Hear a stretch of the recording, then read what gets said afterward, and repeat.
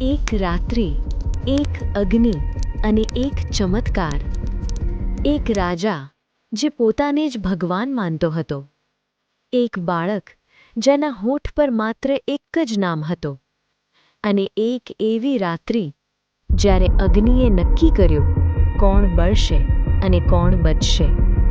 શું છે આ અગ્નિનું રહસ્ય? શા માટે દર વર્ષે લાખો લોકો આ જ્વાળાઓ સામે માથું ઝુકાવે છે? આ છે હોલિકા દહનની અદ્ભુત કથા. દર વર્ષે ફાગણ મહિનાની પૂર્ણિમાની રાત્રે દેશભરમાં અગ્નિના અજવાળા સાથે ઉજવાય છે એક પાવન પરંપરા, હોલિકા દહન. આ માત્ર તહેવાર નથી, આ છે સત્યની શક્તિ અને ભક્તિની અડગતાનો જીવંત પ્રતીક. કથા. પ્રાચીન સમયમાં અસુર રાજા હિરણ્યકશ્યપ તપ દ્વારા અતિશય શક્તિ મેળવી બેઠો. તેના અહંકારનો અંત નહોતો. તેણે આખા રાજ્યમાં આદેશ કર્યો કે મારી જ પૂજા થશે. પરંતુ તેના પોતાના પુત્ર ભક્ત પ્રહલાદ માત્ર ભગવાન વિષ્ણુનું નામ લેતો.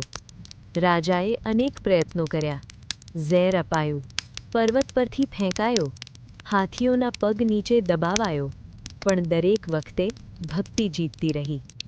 અંતે હિરણ્યકશ્યપે પોતાની બહેન હોલિકાને બોલાવી. હોલિકાને વરદાન મળેલું હતું, અગ્નિ તેને બળાવી નહીં શકે. યોજના અનુસાર હોલિકા અગ્નિમાં બેસશે અને પ્રહલાદને ગોદમાં રાખશે. પરંતુ જ્યારે અગ્નિ પ્રગટ્યો, દૃશ્ય બદલાઈ ગયું. હોલિકા ભસ્મ થઈ ગઈ અને પ્રહલાદ સુરક્ષિત રહ્યો, કારણ કે વરદાન શક્તિ માટે હતું, અધર્મ માટે નહીં. હોલિકા દહન માત્ર કથા નથી, તેનો આધ્યાત્મિક અર્થ એ છે કે આપણી અંદરના અહંકાર, ઈર્ષા અને દ્વેષને દહન કરવાનો સંદેશ. અને તેનો સામાજિક અર્થ બતાવે છે કે સમાજને એક સાથે લાવતો તહેવાર.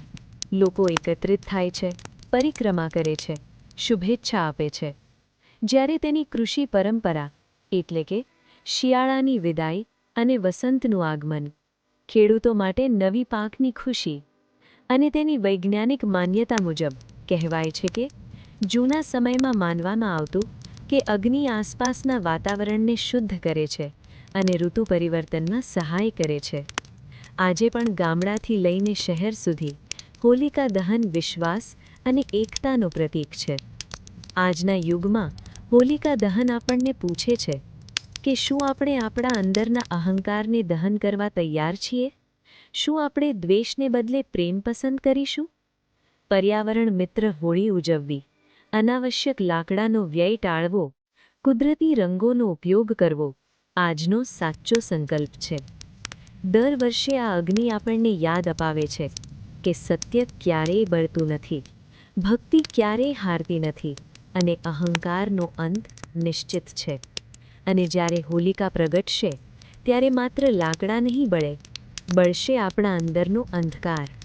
જો તમને લાગે છે કે આ સંદેશ દરેક સુધી પહોંચવો જોઈએ, તો આ સ્ટોરીને જરૂર શેર કરો.